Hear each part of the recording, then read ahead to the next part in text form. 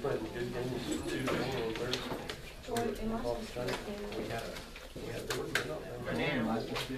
You are. Dinner. What do you want, Matt? Doesn't matter. They're all up for grabs now. Marilyn usually sits here. I was just like that. I had a certain nice dinner for my last supper. It's yeah. But it was never, yeah, it was never life-threatening, but he's probably any day for quite that Turn long. that around, please.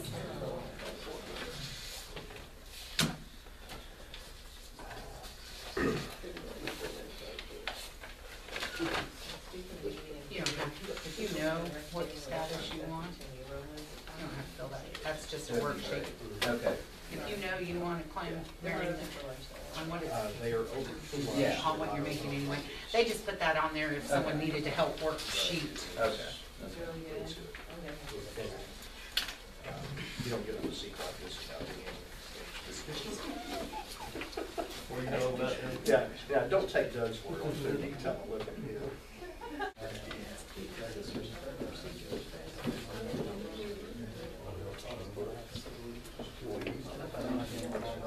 Pardon me? Now, Marilyn just pulled in, and John said he's by Guthrie High School headed this way. So that you directly. I need you to press one back, see, here's one. You want these now? If you want to hand them to me, that's fine.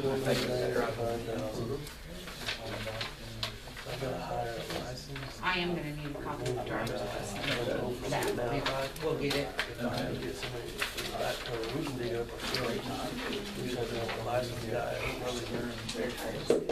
There was something I was supposed to touch base with you, and the answer was, well, we'll be here on Monday and I'll find out. And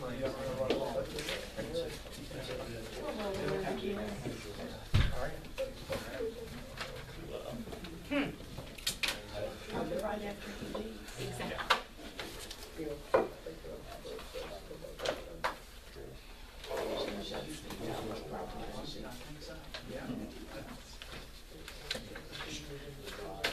Between that and his email, he's just got to go, oh gosh, not her again. As much as I think he's probably saying something.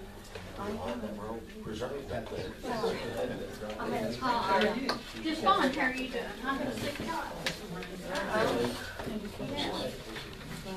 You know, it takes an hour to make an appointment with the doctor anymore. Okay. Ready? You need to call meeting to order. John Piper's on his way, so Oh, if you would okay. like to call it and then stand in recess. Okay. Until he gets here. All right, I'll call this meeting to order. And I will put it in recess until John Piper gets here. So we have a minute to catch our breath. I spent 15 minutes trying to get the doctor to take her. She'd never seen one. Oh my goodness. So it makes it a little difficult. And then I'll call her dad and look.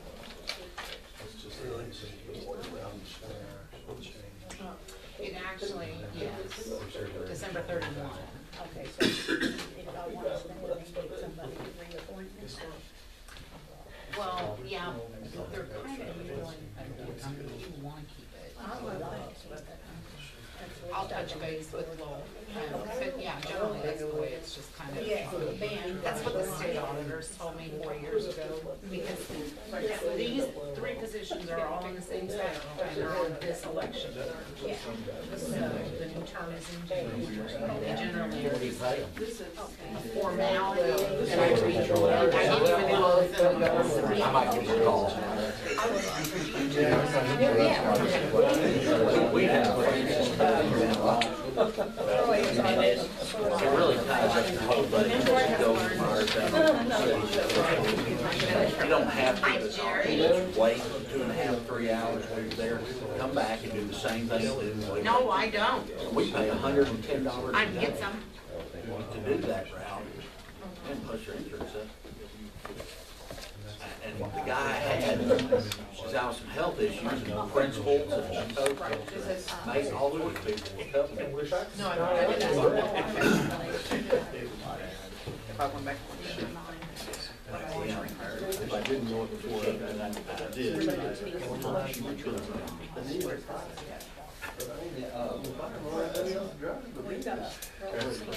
My wife, I can't remember. I looked at it last week. they had a special ed student, and they drive it in and check, walk back and check, got there, towards the neck, found her in the line, and 2 weeks before you get it. I still have to do they get through plenty.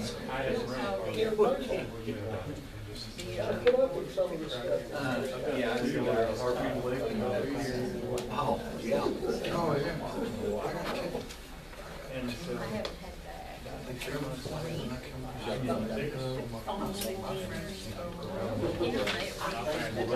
We're better than all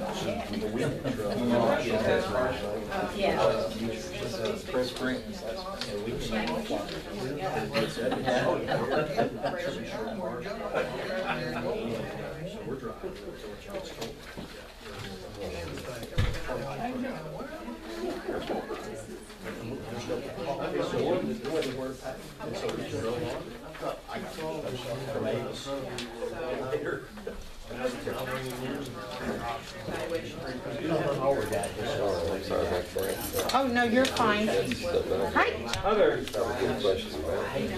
Are you all together?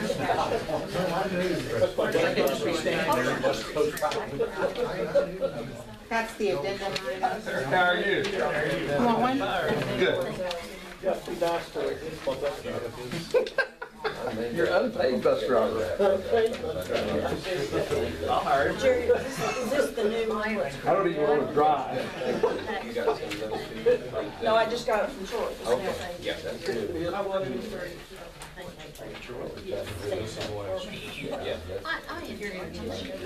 something. Or they're from city or county or whatever. Hey, kid, how are you? Have a seat there. See your head at the table. Hi, I'm Marilyn Branch. Good to meet you. Nice to meet you. All right, Chairman, you can. Okay, I will call us back into session.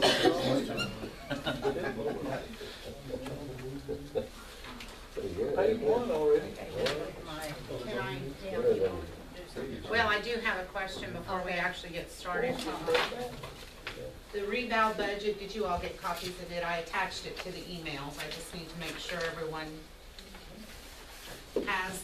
If you need it, let me know. I have copies. Do I need one? I gave you one. Oh, this is it, right in front of me. Anyone else? I've got that, okay. You guys take a good care of it. It's nothing that we went back to field this morning. It's the same one. It's not been changed from what I think you had seen previously. Okay, now, that'll call us back in session. Meeting and discussion with tax entities regarding the estimate of needs for the visual inspection revaluation account of the assessor's office for fiscal year 2014-2015.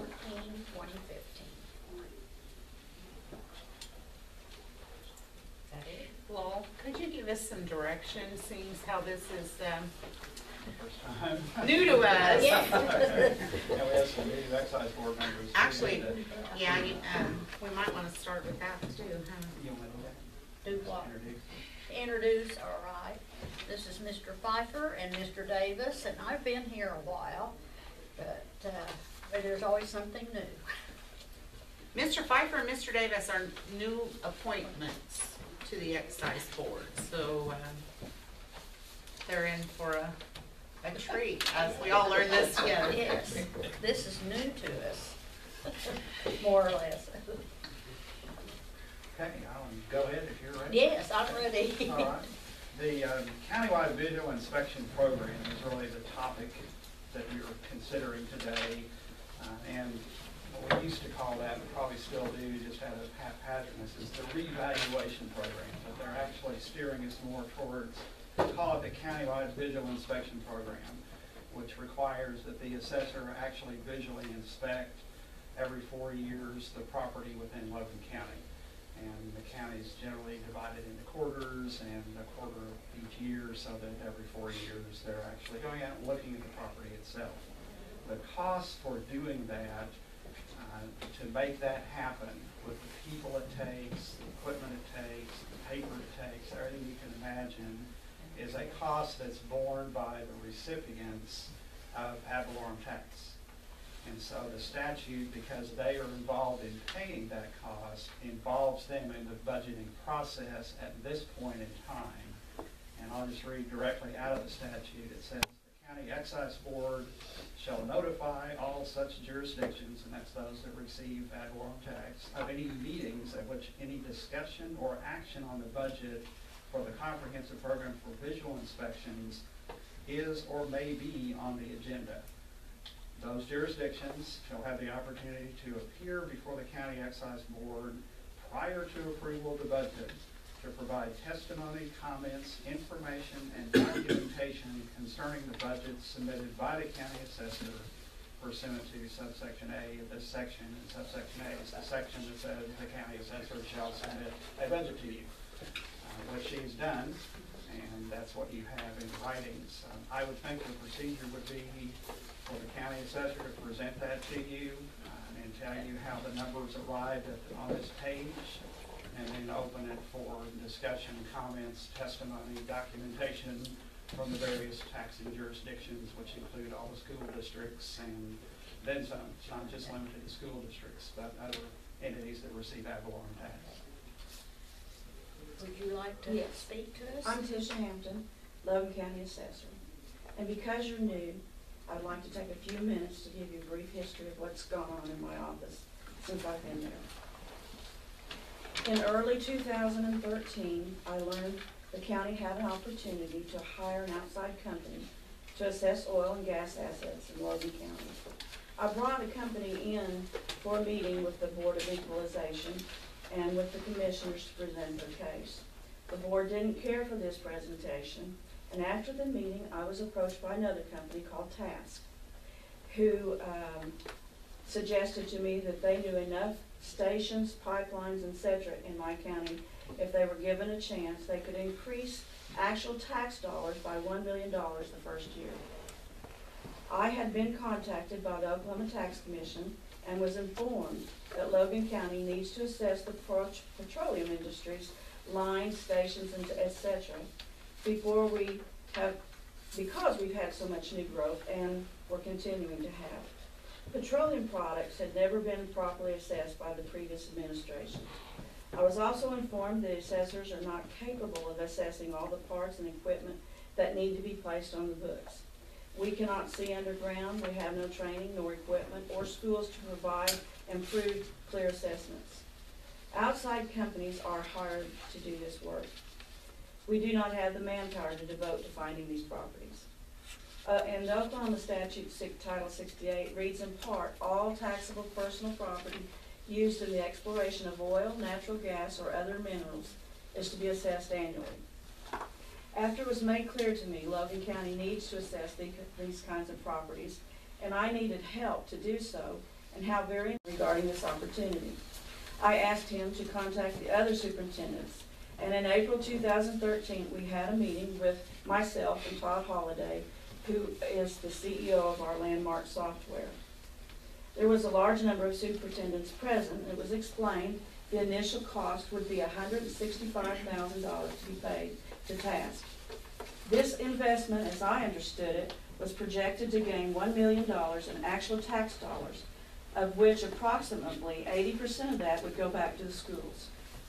They asked me how much it would cost for each school, and at that time I didn't have that information. It was expressed to me by the superintendents that it was a no-brainer to pay $165,000 and receive $1 million in return. Everyone seemed to favor the proposal and no one rejected it. The commissioners approved the contract with Task. Many of the schools called our office wanting to know how the billing would be apportioned. And in fact, many of the schools called our office wanting to know what they would need to pay. Upon request, they were provided documentation of an estimation of what each school district would be responsible for paying. They were also provided an estimation of the increase in tax dollars each school district would receive. Many of the schools spoke with Melissa Morgan and myself in expressing joy of the increase in tax dollars. So the schools knew they would receive more monies than previously without task, and that their costs would be more than the previous years. But not one school called and let us know that their billing had not been increased. When our office issued invoices to the schools, errors were made and the schools were billed for less than half of what they owed. The person who filled out the report from my office picked up a prior year's budget amount and proceeded to use a number that was less than half the new budget to apportion the monies. The new budget should have included $165,000 to pay task. The attorney for the schools indicated that because the billing error wasn't corrected in 2013 and 14, they didn't have to pay the full amount owed. Now the county will have to absorb the loss. This error was made because we do not have enough employees to do the required statutory work efficiently. I had assumed my first deputy would use the figures I had on my budget to fill out the form, and the form that was later sent to the board concerning my budget amount. Errors were made.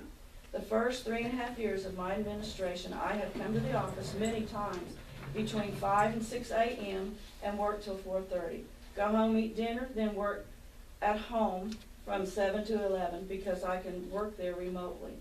I have worked more weekends than I have been off, and most holidays. I, like you, have a family, and this cannot continue. There are approximately 31,000 parcels in this county that had not been worked carefully and correctly, according to mass appraisal, before I took office. I brought the tax commission into my office the first week and brought Todd Holliday in to explain to the commission how nonsensical the previous administration had worked out our system. Essentially, it was useless and needed to be completely redone. Setting up a whole new system meant I must look at every single property one by one and figure out